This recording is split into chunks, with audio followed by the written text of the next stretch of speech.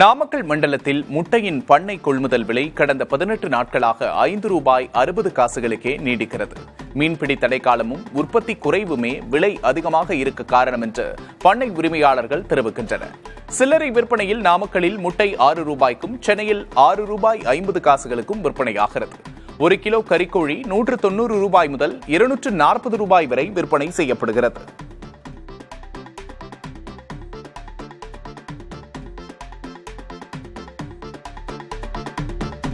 வைகை அணையின் நீர்பிடிப்பு பகுதிகளில் பெய்த மழையின் காரணமாக அணைக்கான நீர்வரத்து வினாடிக்கு 1230 கனஅடியாக அதிகரித்துள்ளது.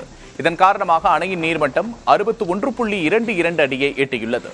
இதனிடையே மதுரை, திண்டுக்கல் மாவட்டங்களின் முதல் போக பாசனத்திற்காக அணையிலிருந்து இன்று நீர் திறக்கப்படுகிறது.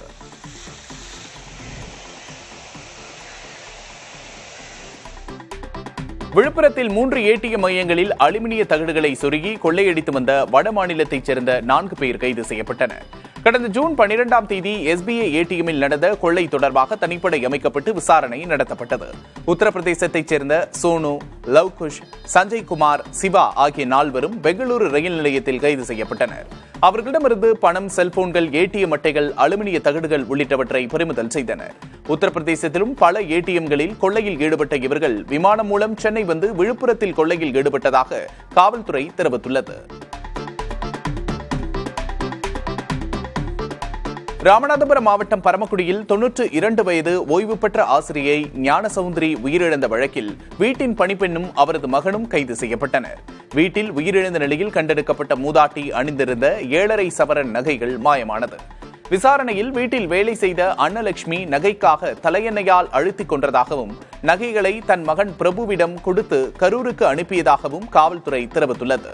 இருவரையும் கைது செய்த காவல்துறையினர் 4.5 சவரன் நகைகளை மீட்டுள்ளனர். கந்துவட்டி கேட்டு மிரட்டிய புகாரில் திருநெல்வேலியில் பாஜக மாவட்ட துணைத் தலைவர் மேகநாதன் கைது செய்யப்பட்டார். டென்னிசன் என்பவரது மனைவி பென்சி அளித்த புகாரின் பேரில் வீட்டின் பூட்டை உடைத்து அத்துமீறலில் ஈடுபட்டது, பெண் வன்கொடுமை உள்ளிட்ட 5 பிரிவுகளின் கீழ் வழக்கு பதிவு செய்யப்பட்டது. கைது செய்யப்பட்டவுடன் உடல்நலக்குறைவு ஏற்பட்டதாக கூறியதால் நெல்லை அரசு மருத்துவமனையில் அனுமதிக்கப்பட்டார். மேகநாதன் மீது பொய் வழக்கு போடப்பட்டுள்ளதாக கூறி பாஜகவினர் போராட்டத்தில் ஈடுபட்டனர். ஜூன் 27ஆம் தேதி வரை மேகநாதனுக்கு நீதிமன்ற காவல் விதிக்கப்பட்டுள்ளது. கன்னியாகுமரி மாவட்டம் நாகர்கோவில் அருகே ஒழுகினசேரியில் மாங்காய் பறிக்க முயன்ற போது மின்சாரம் தாக்கியதில் சிவசுப்பிரமணியன் என்ற ஆட்டோ ஓட்டுநர் உயிரிழந்தார். அருகில் இருந்தவர்களால் மீட்கப்பட்ட அவர் மருத்துவமனைக்கு கொண்டு செல்லும் வழியிலேயே உயிரிழந்தார். விபத்து குறித்து விசாரணை நடைபெற்று வருகிறது.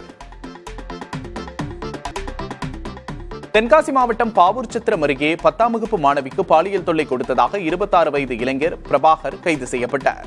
ஆலங்குளம் அனைத்து மகளிர் காவல் நிலையத்தில் போக்சோ சட்டத்தின் கீழ் வழக்கு பதிவு செய்து அவரை கைது செய்தனர். குன்னூர் ப்ராவிடன்ஸ் கல்லூரி மைதானத்தில் நீலகிரி கென்னல் சங்கம் சார்பில் 250 நாய்கள் பங்கேற்கும் 2 நாள் நாய் கண்காட்சி தொடங்கியுள்ளது. 2ஆம் நாள் கண்காட்சியில் ராஜபாளையம், கோம்பை உள்ளிட்ட உள்நாட்டு ரகங்கள் மட்டுமின்றி டாபர்மேன், கோல்டன் ரெட்ரீவர், லேப்ரடார் ஆகிய வெளிநாட்டு ரக நாய்கள் என 45 ரகங்களைச் சேர்ந்த நாய்கள் பங்கேற்கின்றன. நாய்களின் திறன்களை மதிப்பீடு செய்து பரிசுகள் வழங்கப்படுகின்றன. முதல் நாள் கண்காட்சியில் ஜெர்மன் ஷெப்பர்ட் நாய்கள் மட்டுமே பங்கேற்பது குறிப்பிடத்தக்கது.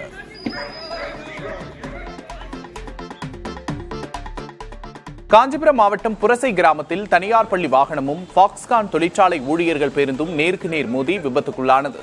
இதில் பள்ளி குழந்தைகள் உட்பட 10க்கும் மேற்பட்டோர் காயமடைந்து காஞ்சிபுரம் அரசு மருத்துவமனையில் அனுமதிக்கப்பட்டுள்ளனர். விபத்து குறித்து பொன்னேரிக்கரை காவல்துறையினர் விசாரணை நடத்தி வருகின்றனர்.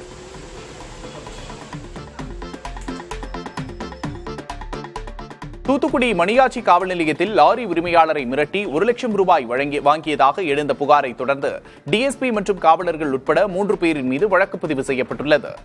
சரல் மண் ஏற்றிச் சென்ற லாரியை விடுவிக்க ₹1,50,000 லஞ்சம் கேட்டதாக புளியமட்டியைச் சேர்ந்த லாரி உரிமையாளர் மகாராஜன் கடந்த 2023ஆம் ஆண்டு புகார் அளித்தார். இதன் அடிப்படையில் டிஎஸ்பி லோகேஸ்வரன், காவலர்கள் சரவணன், பிரபாகரன் ஆகிய 3 பேரின் மீதும் லஞ்ச ஒழிப்புத்துறை வழக்கு பதிவு செய்துள்ளது. நெல்லை மாவட்டம் அம்பாசமுத்திரம் அருகே கொட்டாரம் பகுதியில் அடையாளம் தெரியாத நபர்கள் தேனீ கூட்டை கலைத்ததால் சீறிப்பாய்ந்த தேனீக்கள் 20க்கும் மேற்பட்டோரை கொட்டியுள்ளன. முகம், கை, கால் வீங்கி வாந்தி, மயக்கம் ஏற்பட்டவர்கள் அம்பாசமுத்திரம் அரசு மருத்துவமனையில் சிகிச்சைக்காக அனுமதிக்கப்பட்டனர். திருவாரூர் மாவட்டம் கொரடாச்சேரி அருகே ஆற்றில் மூழ்கடித்து இளம்பெண் கொல்லப்பட்டார். பெருமாளகரம் தெருவைச் சேர்ந்த மணிகண்டனின் மனைவி சுதா வெண்ணாறு அருகே ஆடு மேய்த்துக் கொண்டிருந்த போது பாலியல் தொல்லைக்கு உட்படுத்தப்பட்டு சத்தமிட்டதால் ஆற்றில் மூழ்கடித்து கொல்லப்பட்டதாக தெரிகிறது. விசாரணை நடத்திய காவல்துறையினர் திருவிடைவாசல் பர்மா காலனியைச் சேர்ந்த முருகன் மற்றும் பாலாக்குடியைச் சேர்ந்த அஜித்குமார் ஆகிய இருவரையும் கைது செய்தனர். விருதுநகர் மாவட்டம் சாத்தனூர் அருகே நான் முதல்வன் திட்டத்தின் கீழ் பயிற்சி பெற்று மும்பை ஐஐடியில் இடம் பிடித்த மாற்றுத்திறனாளி மாணவிக்கு ஆட்சியர் ஜெயசீலன் பாராட்டு தெரிவித்தார். படந்தால் அரசு மேல்நிலைப் பள்ளியில் படித்த மாணவி யோகேஸ்வரி மும்பை ஐஐடியில் ஏரோஸ்பேஸ் இன்ஜினியரிங் பயில உள்ளார். பட்டாசு ஆலை கூலி தொழிலாளியின் மகளான இவரை வாழ்த்திய ஆட்சியர் தனது விருப்புரிமை நிதியிலிருந்து 5000 ரூபாயை வழங்கினார். ராணிப்பேட்டை மாவட்டம் சோளிங்கர் பாமக இளைஞரணித் தலைவர் சக்கரவர்த்தி விபத்தால் உயிரிழக்கவில்லை, முன்விரோதம் காரணமாக நாட்டு துப்பாக்கியால் சுட்டுக் கொல்லப்பட்டதாகவும் விசாரணையில் தெரியவந்துள்ளது. பாமக நிர்வாகியை கொன்றதாக பிரபு மற்றும் மாதவன் ஆகிய 2 பேரை காவல்துறையினர் கைது செய்துள்ளனர். தப்பியோட முயன்ற பிரபுவை சோளிங்கர் ஆய்வாளர் கால் முட்டியில் சுட்டுப் பிடித்ததாக காவல்துறை தெரிவித்துள்ளது. பாஜக நிர்வாகி ஸ்ரீனிவாசன் கொலை வழக்கில் குற்றவாளிகளை ஜாமீனில் எடுக்க வழக்கறிஞர் சக்கரவர்த்தி ஆஜராக இருந்ததே இந்த கொலைக்கு காரணம் என கூறப்படுகிறது. சென்னையில் இயற்கை உபாதைகளை போக்க திறந்த வெளிகளை பயன்படுத்துவதை தடுக்கும் நோக்கில் முன்னெடுப்புகள் மேற்கொள்ளப்பட்டுள்ளன. இதன் ஒரு பகுதியாக சர்வதேச கழிப்பறை திருவிழா 3.0 நடத்த திட்டமிடப்பட்டுள்ளது. சென்னை மாநகராட்சி தூய்மை இயக்கம், wash lab, cheer recycle bin ஆகிய அமைப்புகள் இணைந்து நிகழ்ச்சிகளை நடத்த திட்டமிட்டுள்ளன. இது தொடர்பாக 2 உளவியல் நிபுணர்கள் 100க்கும் மேற்பட்ட தன்னார்வலர்களோடு கலந்துரையாடினர். கடந்த 2022ஆம் ஆண்டு சென்னையில் கழிப்பறை திருவிழா நடந்த நிலையில் 2வது முறையாக சென்னையில் 1 மாதம் இந்த கழிப்பறை திருவிழா 3.0 நடைபெறவுள்ளது. திருப்பூரில் பாறை குழிகளில் குப்பை கொட்ட எதிர்ப்பு தெரிவித்து பொதுமக்களும் அரசியல் கட்சியினரும் போராட்டம் நடத்தினர். திருப்பூர் மாநகராட்சிக்குட்பட்ட 60 வார்டுகளில் தினமும் 700 டன் குப்பைகள் சேகாரமாகின்றன. இவை கல்குவாரி பாறை குழிகளில் நேரடியாக கொட்டப்படுகிறது. இதன் காரணமாக பாறை குழிகளை சுற்றி வசிக்கும் மக்கள் கடுமையான துர்நாற்றம், ஈக்கள் தொல்லை மற்றும் தொற்று நோய்க்கு உள்ளாவதாக கூறி எதிர்ப்பு தெரிவித்தனர். நெருப்பெரிசல் பகுதியில் உள்ள பாறை குழிகளில் குப்பைகளை கொட்ட மாநகராட்சி திட்டமிட்டது. ஆனால் இங்குள்ள பாறை குழியை பார்வையிடச் சென்ற பாஜகவினர் காவல்துறையினரால் தடுத்து நிறுத்தப்பட்டனர். இதனையடுத்து பாஜகவினர் பாறை குழியை முற்றுகையிடும் போராட்டத்தில் ஈடுபட்டனர். கடலூரில் மின்னணு வாக்குப்பதிவு இயந்திரங்கள் வைக்கப்பட்டுள்ள கிடங்கை மாவட்ட ஆட்சியர் சிபி ஆதித்யா செந்தில்குமார் ஆய்வு செய்தார். கடலூர் ஆட்சியர் அலுவலக வளாகத்தில் உள்ள பாதுகாக்கப்பட்ட கிடங்கில் வாக்குப்பதிவு இயந்திரங்கள் வைக்கப்பட்டுள்ளன. இந்த இடத்தை 3 மாதத்துக்கு ஒருமுறை ஆய்வு செய்ய இந்திய தேர்தல் ஆணையம் அறிவுறுத்தியுள்ளது. இதன் பேரில் அங்கீகரிக்கப்பட்ட அரசியல் கட்சியின் நிர்வாகிகளோடு மின்னணு வாக்குப்பதிவு இயந்திரங்கள் வைக்கப்பட்டுள்ள பாதுகாப்பு அறையை ஆட்சியர் ஆய்வு செய்து சீல் வைத்தார். ஐஐடியில் படிக்கும் வாய்ப்பை பெற்றுள்ள சேலம் மாவட்டத்தைச் சேர்ந்த பழங்குடியின மாணவிக்கு ஓய்வு பெற்ற காவல்துறை அதிகாரிகள் சார்பில் நிதியுதவி அளிக்கப்பட்டுள்ளது. ஜேஇஇ தேர்வில் தேர்ச்சி பெற்றும் சாதித்துள்ள மாணவி ராஜேஸ்வரிக்கு சேலம் மாவட்டம் ஓய்வு பெற்ற காவல்துறை அதிகாரிகள் நலச்சங்கம் சார்பில் பாராட்டு தெரிவிக்கப்பட்டது. மேலும் அவரது உயர்கல்விக்கு உதவும் வகையில் 82,500 ரூபாயை வழங்கி வாழ்த்தினர். திருவண்ணாமலை அண்ணாமலையார் கோவில் மாட வீதியில் 15 கோடி ரூபாய் மதிப்பீட்டில் அமைக்கப்பட்டு வரும் சிமெண்ட் சாலை பணிகளை ஆட்சியர் தர்பகராஜ் ஆய்வு செய்தார். மாட வீதியில் 2ஆம் கட்ட காந்தி சிலை முதல் திருவூடல் தெரு வரை 1.5 கிலோமீட்டருக்கு சிமெண்ட் சாலை அமைக்கப்பட்டு வருகிறது. இதனை ஆய்வு செய்த ஆட்சியர் சாலையில் அமைக்கப்பட்டு வரும் மழைநீர் வடிகால் பணிகளை விரைந்து முடிக்கவும், இப்பணிக்கு இடையூறாக உள்ள மின்கம்பங்களை உடனே மாற்றியமைக்கவும் அதிகாரிகளுக்கு உத்தரவிட்டார். மேலும் மாட வீதியில் உள்ள ஆக்கிரமிப்புகளை அகற்றவும் உத்தரவிட்டார். தஞ்சை மாவட்டம் கும்பகோணத்தில் பாயும் காவிரி மற்றும் அதன் கிளை ஆறுகளில் குப்பைகள் கொட்டப்படுவதாக புகார் எழுந்துள்ளது.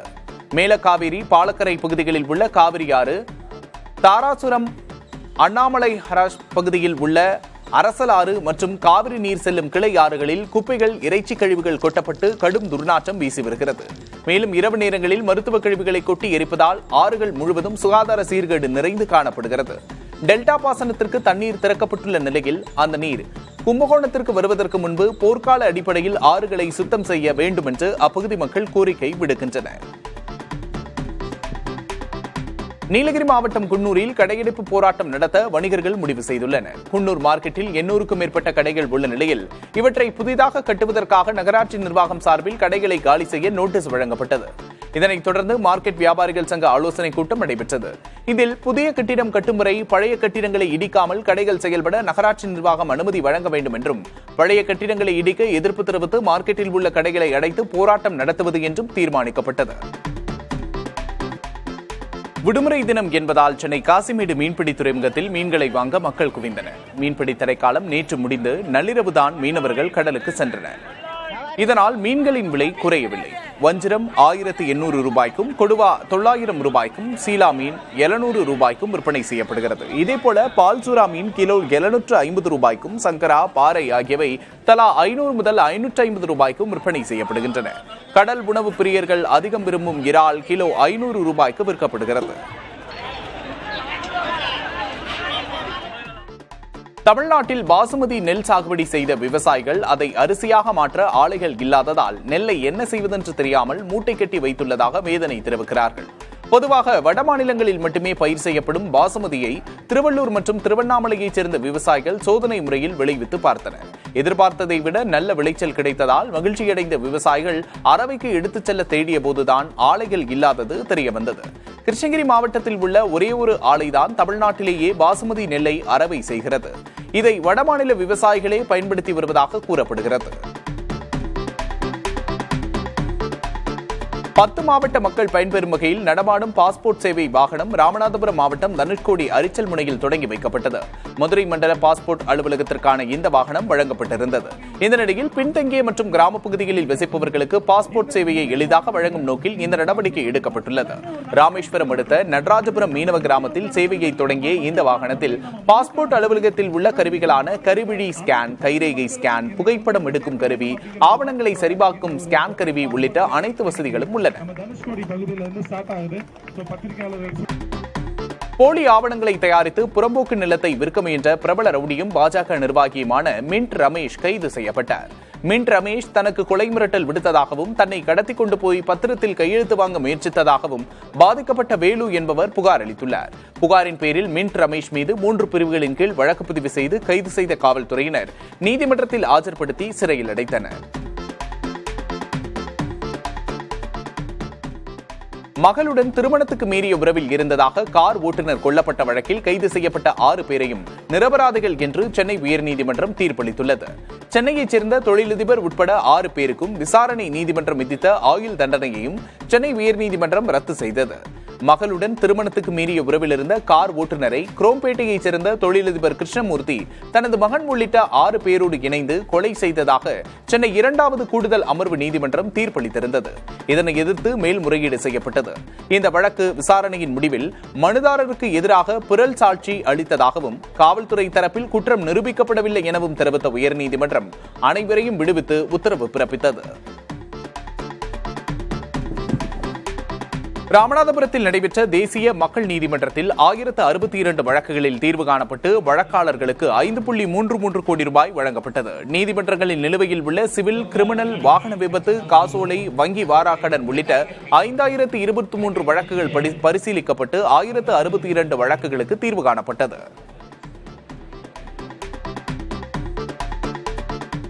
கரூரில் திருமணமான பெண் தூக்கிட்டு உயிரிழந்ததை அடுத்து உறவினர்கள் திடீர் சாலை மறியலில் ஈடுபட்டனர். வெண்ணைமலையைச் சேர்ந்த முருகராஜுவுக்கும் பல்லடத்தைச் சேர்ந்த காவியாவுக்கும் 6 ஆண்டுகளுக்கு முன்பு திருமணமாகி 2 குழந்தைகள் உள்ளனர். இந்நிலையில் காவியா தூக்கிட்டு உயிரிழந்தார். இதனையடுத்து காவியாவின் மரணத்தில் சந்தேகம் இருப்பதாக கூறி அவரது உறவினர்கள் கரூர் திருச்சி நெடுஞ்சாலையில் திடீரென மறியலில் ஈடுபட்டனர். பின்னர் காவல்துறையினர் சாலை மறியலில் ஈடுபட்டவர்களை அப்புறப்படுத்தினர்.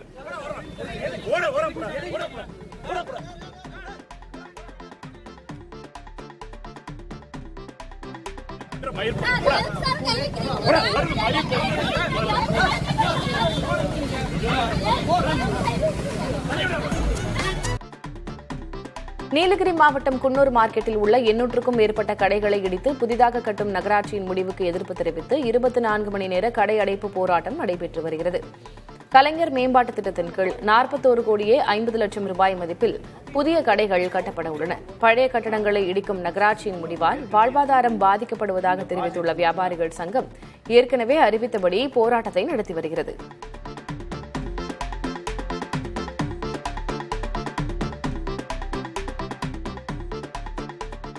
தூத்துக்குடி தூத்துக்குடி வ.உ. சிதம்பரனார் துறைமுகத்திற்கு 2024ஆம் ஆண்டின் செலவு நிர்வாகத்திற்கான தேசிய விருது வழங்கப்பட்டுள்ளது. இந்திய அடக்கவிலை நிர்ணய கணக்கியல் நிறுவனம் போக்குவரத்து மற்றும் லாஜிஸ்டிக்ஸ் பிரிவின் கீழ் இந்த விருதை வழங்கியுள்ளது. ஏற்கனவே 2008, 2012 மற்றும் 2015 முதல் 18 வரை என 6 முறை இவ்விருதை பெற்றுள்ள நிலையில் 7வது முறையாக தூத்துக்குடி துறைமுகத்துக்கு மீண்டும் இந்த விருது வழங்கப்பட்டுள்ளது. சரக்குகள் கையாளும் செயல்பாட்டு திறனை அதிகரிப்பதற்காக எடுக்கப்பட்ட அனைத்து முயற்சிகளுக்கு மட்டுமின்றி ஒட்டுமொத்த செலவினத்தை குறைத்ததற்காகவும் இந்த விருது வழங்கப்பட்டுள்ளது.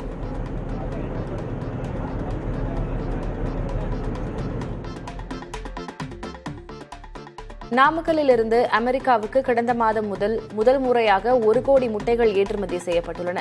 இந்தியாவிலிருந்து முட்டைகள் இறக்குமதிக்கு அமெரிக்க அரசு ஒப்புதல் அளித்ததை தொடர்ந்து முதற்கட்டமாக தூத்துக்குடி துறைமுகத்திலிருந்து முட்டைகள் ஏற்றுமதி செய்யப்பட்டதாக தமிழக முட்டை கோழி பண்ணையாளர்கள் சந்தை கூட்டமைப்பு தெரிவித்துள்ளது.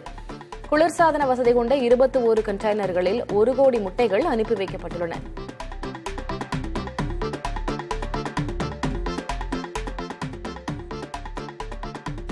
தமிழ்நாட்டில் பாசுமதி நெல் சாகுபடி செய்த விவசாயிகள் அதை அரிசியாக மாற்ற ஆலைகள் இல்லாததால் நெல்லை என்ன செய்வதென்று தெரியாமல் மூட்டை கட்டி வைத்துள்ளதாக வேதனை தெரிவிக்கின்றனர். பொதுவாக வடமாநிலங்களில் மட்டுமே பயிர் செய்யப்படும் பாசுமதியை திருவள்ளூர் மற்றும் திருவண்ணாமலையைச் சேர்ந்த விவசாயிகள் சோதனை முறையில் விளைவித்து பார்த்தனர். எதிர்பார்த்ததை விட நல்ல விளைச்சல் கிடைத்ததால் மகிழ்ச்சியடைந்த விவசாயிகள் அரவைக்கு எடுத்துச் செல்ல தேடிய போதுதான் ஆலைகள் இல்லாதது தெரியவந்தது. கிருஷ்ணகிரி மாவட்டத்தில் உள்ள ஒரே ஒரு ஆலைதான் தமிழ்நாட்டிலேயே பாசுமதி நெல் அரவை செய்யப்படுகிறது. இதை வடமாநில விவசாயிகளை பயன்படுத்தி வருவதாக கூறப்படுகிறது.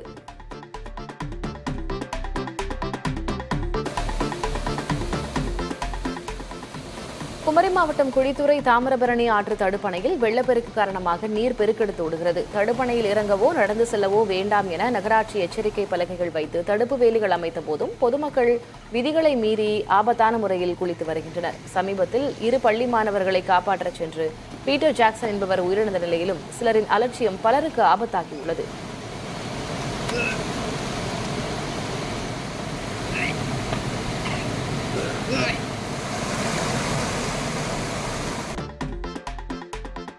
உலக சுற்றுச்சூழல் தினத்தை அனுசரிக்கும் வகையில் கிருஷ்ணகிரி மாவட்டம் ஓசூரில் நடைபெற்ற மாரத்தான் மற்றும் நடைபயணத்தில் 1500க்கும் மேற்பட்டோர் பங்கேற்றனர். தன்னார்வ அமைப்புகள் ஏற்பாடு செய்த இந்த நிகழ்வில் 5 மற்றும் 10 கிலோமீட்டர் பிரிவுகளில் ஆண்கள், பெண்கள், குழந்தைகள் என அனைத்து தரப்பினரும் பங்கேற்றனர். வெற்றியாளர்களுக்கு 1.5 லட்சம் ரூபாய் ரொக்கப் பரிசுகளும் வழங்கப்பட்டன. நிகழ்வின் ஒரு பகுதியாக ஓசூர் முழுவதும் 1500க்கும் மேற்பட்ட மரக்கன்றுகள் நடப்பட்டன.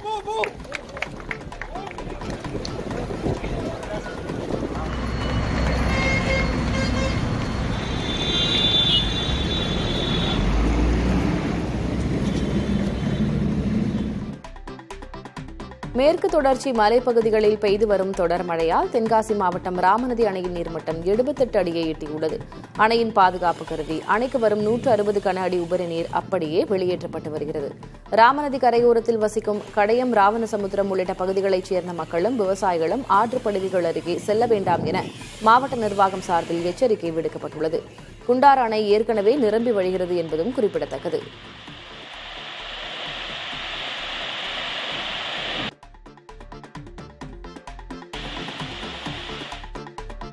திருவாரூர் மாவட்ட தோட்டக்கலைத்துறை சார்பில் விவசாயிகளுக்கு இலவசமாக தென்னங்கன்றுகள் வழங்கப்படுகின்றன. தோட்டக்கலை வளர்ச்சி மற்றும் கலைஞரின் ஒருங்கிணைந்த வேளாண் வளர்ச்சி திட்டங்களின் கீழ் 80,000 நெட்டை ரக தென்னங்கன்றுகள் தயார் செய்யப்பட்டுள்ளன. ஜூன் மாதம் நடவு செய்ய உகந்த காலம் என்பதால் 1 ஹெக்டேருக்கு 110 தென்னங்கன்றுகள் வீதம் விவசாயிகளுக்கு இலவசமாக விநியோகிக்கப்பட்டு வருகிறது.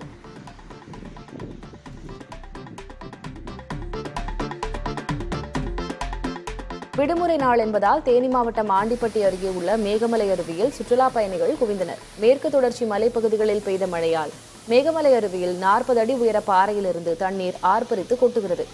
1 மாத தடைக்கு பிறகு 4 நாட்களுக்கு முன்புதான் அருவியில் குளிக்க அனுமதி வழங்கப்பட்டது. ஆபத்தான பகுதிகளில் தடுப்புகள் வைக்கப்பட்டிருக்கும் நிலையில் சுற்றுலாப் பயணிகள் பாதுகாப்பாக அருவியில் குளித்து மகிழ்கின்றனர்.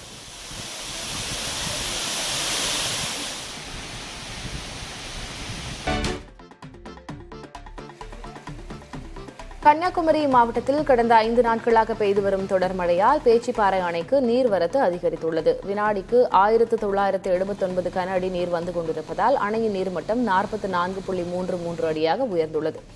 இதேபோல பெருஞ்சாணி அணை நீர்மட்டம் 62.7 அடியாக உயர்ந்துள்ளது. அணைகளில் நீர்வரத்து தொடர்ந்து அதிகரித்து வருவதால் பொதுப்பணித்துறை அதிகாரிகள் 24 மணி நேரமும் தீவிர கண்காணிப்பில் உள்ளனர்.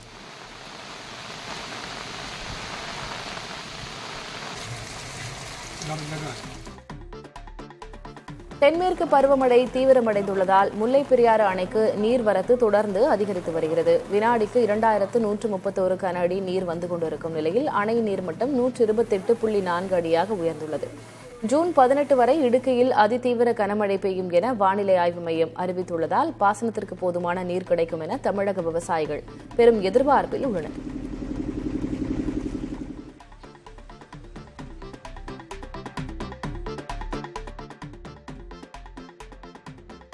தமிழகம் முழுவதும் நடந்த தேசிய லோக் அதாலத்தில் 1,12,561 வழக்குகளுக்கு தீர்வு காணப்பட்டன. நிலுவை வழக்குகளுக்கு தீர்வு காணும் வகையில் தமிழ்நாடு சட்டப்பணிகள் ஆணையக்குழு சார்பில் 2 மாதங்களுக்கு ஒருமுறை தேசிய லோக் அதாலத் நடத்தப்படுகிறது. அதன்படி 631,80,27,703 ரூபாய் தொடர்புடைய வழக்குகளுக்கு தீர்வு காணப்பட்டுள்ளன. இதில் நீதிமன்றங்களில் நிலுவையில் உள்ள 1,04,789 வழக்குகளும் நீதிமன்ற விசாரணைக்கு வராத 7,772 வழக்குகளும் அடங்கும்.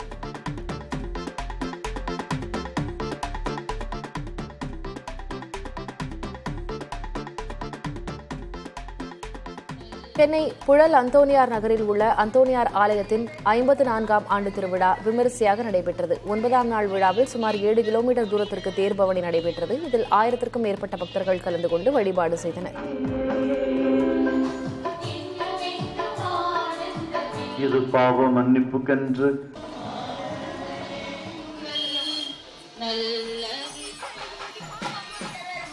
பெண்களுக்குள் ஆசீர்வதிக்கப்பட்டவர் நீரே. மதுரை மாவட்டம் வி. சத்திரப்பட்டி காவல் நிலையத்தின் மீது இரவில் தாக்குதல் நடத்தப்பட்டது. இதே ஊரைச் சேர்ந்த பிரபாகரனின் தந்தையை திண்டுக்கல் காவல்துறையினர் விசாரணைக்கு அழைத்துச் சென்றுள்ளனர்.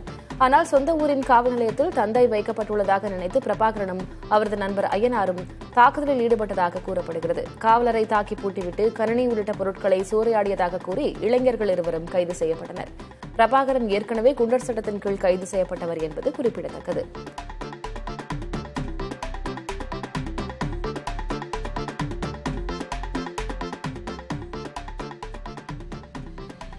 நெல்லை மாவட்டம் கல்லடைக்குறிச்சி அருகே உள்ள திருமணமான 10 மாதங்களில் இளம்பெண் தற்கொலை செய்து கொண்டதை அடுத்து உதவி ஆட்சியர் விசாரணைக்கு உத்தரவிடப்பட்டுள்ளது.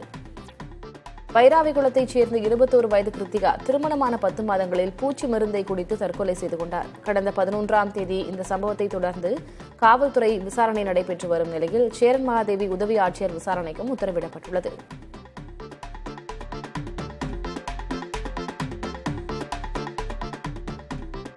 கொடைக்கானல் மலைப்பகுதிகளில் குளிர்ந்த காற்றுடன் 2வது நாளாக சாரல் மழை பெய்கிறது. இயற்கை எழில் கொஞ்சம் காட்சிகளோடு பெய்து வரும் சாரல் மழை கண்களுக்கு விருந்தளிக்கும் வகையில் உள்ளது. மேலும் வார விடுமுறை என்பதால் சுற்றுலாப் பயணிகள் குவிந்து வருகின்றனர்.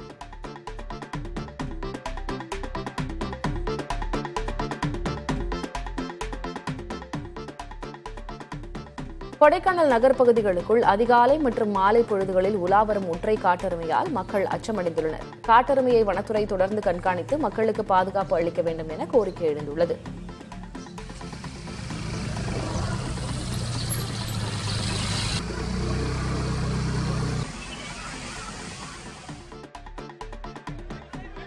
சென்னை பூந்தமல்லி அருகே நேமத்தில் புரட்சி பாரத கட்சித் தலைவர் ஜெகன்மூர்த்தி வீட்டிற்கு சென்ற காவல்துறையினரை தடுத்து நிறுத்திய புகாரில் அக்கட்சி நிர்வாகிகள் 50 பேர் மீது வழக்கு பதிவு செய்யப்பட்டுள்ளது. இரவு முழுவதும் 30க்கும் மேற்பட்ட காவல்துறையினர் நேமம் பகுதியில் பாதுகாப்பு பணியில் ஈடுபட்டனர்.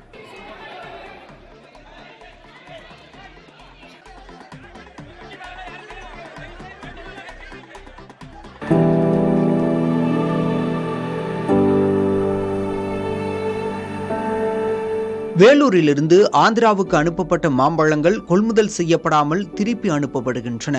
இதனால் 50,000 ஏக்கரில் மா சாகுபடி செய்து இந்த ஆண்டு அதிக விளைச்சல் கண்ட நிலையிலும் மா விவசாயிகள் மிகுந்த வேதனைக்கு ஆளாகியுள்ளனர். வேலூரில் இருந்த அரசு மாங்குள் தொழிற்சாலை மூடப்பட்டதிலிருந்து மா விவசாயிகளுக்கு சோதனை காலம் தொடங்கியது. ஆனால் ஆந்திராவுக்கு பழங்களை அனுப்பி நஷ்டத்திலிருந்து தப்பிக் கொண்டிருந்தனர் விவசாயிகள். ஆனால் தற்போது ஆந்திராவில் 1 கிலோ மாங்காய்க்கு 4 ரூபாய் மானியம் விவசாயிகளுக்கு வழங்கப்படுகிறது. இதனால் அங்குள்ள விவசாயிகள் மாங்கோல் தொழிற்சாலைகளுக்கு வெறும் 8 ரூபாய்க்கு மாம்பழங்களை விற்கின்றனர்.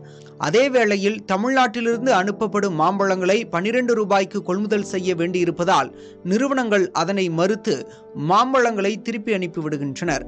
இதனால் பழங்களை விற்க முடியாமல் கடும் நஷ்டத்தை சந்திக்கும் விவசாயிகள் ஆந்திர அரசை போல மாம்பழங்களுக்கு 4 ரூபாய் மானியம் வழங்கவும், முக்கியமாக மாம்பழக்கூழ் தொழிற்சாலையை திறக்கவும் அரசை வலியுறுத்தியுள்ளனர். ஆந்திராவில் அவங்களுடைய லோக்கல் ஃபார்மர்ஸ்க்கு சப்சிடி கொடுக்கறதுனால நம்ம ஃபார்மரை அலோவ் பண்ண மாட்டேன்றாங்க. அங்க மகசூல் அதிகமா இருக்கு. அதனால அவங்க ஃபார்மரை காப்பாற்றுறதுக்கு உண்டான நடவடிக்கைகள் அவங்க இறங்கி இருக்கிறாங்க. நம்ம என்ன சொல்றோம், நம்ம ஃபார்மரை நம்ம அரசாங்கம் காப்பாற்றணும் கோரிக்கை வச்சிருக்கிறோம். ஐயா, நீண்ட நாளா நம்ம வேலூர் மாவட்டத்துக்கு ஒரு ஜூஸ் ஃபேக்டரி கேட்டுனே இருக்கிறோம். அந்த ஜூஸ் ஃபேக்டரி இருந்தா இந்த மா விவசாயியை காப்பாற்றிருக்க முடியும். தென்காசியில் சிறுமியை திருமணம் செய்து கருவுறச் செய்த இளைஞர் போக்சோவில் கைது செய்யப்பட்டார். குழந்தைகள் பாதுகாப்பு உதவி எண்ணுக்கு வந்த புகாரை அடுத்து காவல்துறையினர் நடவடிக்கை எடுத்துள்ளனர்.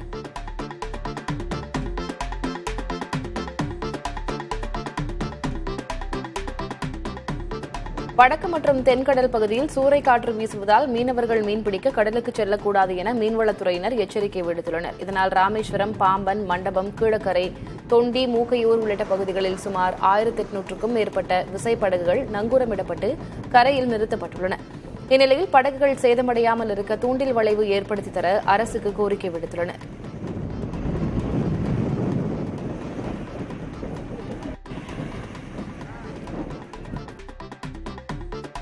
நீலகிரி மாவட்டம் கூடலூர் நகராட்சிக்குட்பட்ட சில்வர் கிளவுட் பகுதியில் உள்ள குப்பை கிடங்கில் தீ விபத்து ஏற்பட்டது. உரம் தயாரிக்க சேமிக்கப்பட்டிருந்த குப்பைகளில் பற்றிய தீ வேகமாக பரவியது. தீயணைப்பு வீரர்கள் விரைந்ததும் மழை மற்றும் அடர்த்த புகையின் காரணமாக தீயை கட்டுப்படுத்துவதில் சிரமம் ஏற்பட்டுள்ளதாக தெரிகிறது.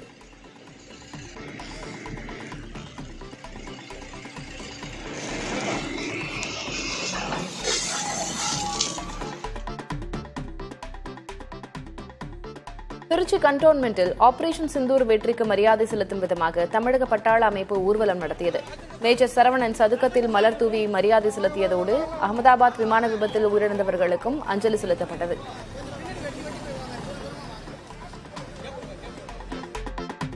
கன்னியாகுமரியில் கடல் சீற்றத்துடன் காணப்படுவதால் சுற்றுலா பயணிகள் கடலில் குளிக்க காவல்துறையினர் தடை விதித்துள்ளனர். இதனால் வார விடுமுறையில் அங்கு குவிந்த ஏராளமான சுற்றுலா பயணிகள் ஏமாற்றத்துடன் திரும்பிச் செல்கின்றனர்.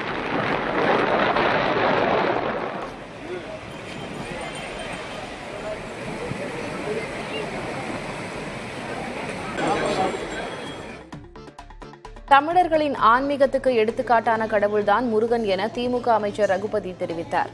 புதுக்கோட்டையில் உள்ள தனியார் மண்டபத்தில் நடைபெற்ற நிகழ்ச்சியில் பங்கேற்று பின் செய்தியாளர்களிடம் பேசிய அவர், தமிழ்நாட்டில் எந்த பெயரை சொன்னாலும் எடுபடாது என்கிற காரணத்தால் முருகன் பெயரை சொல்லிக் கொண்டு இங்கே சிலர் வந்திருக்கிறார்கள் என விமர்சித்தார்.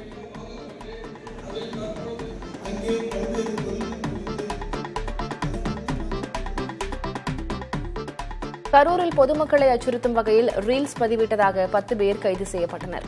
சமூக ஊடக காட்சிகளின் அடிப்படையில் வந்த புகார்களின் பேரில் விசாரணை நடத்திய கரூர் காவல்துறையினர் ராமானுஜம் நகர் பகுதியைச் சேர்ந்த கோகுலக்கண்ணன், சூரியபிரகாஷ், கௌதம், சுஜித் ஆகியோர் கத்தி, அரிவாள் போன்றவற்றை வைத்து ரீல்ஸ் பதிவிட்டதற்காக கைது செய்தனர். இதேபோல திருக்காம்புலியூர் மேம்பாலத்தில் பட்டா கத்தியை கொண்டு கேக் வெட்டி பிறந்தநாள் கொண்டாடிய தினேஷ்குமார், சந்துரு, சுரேஷ், ஜெனித், கணேஷ், ஆகாஷ் ஆகியோரை கைது செய்தனர்.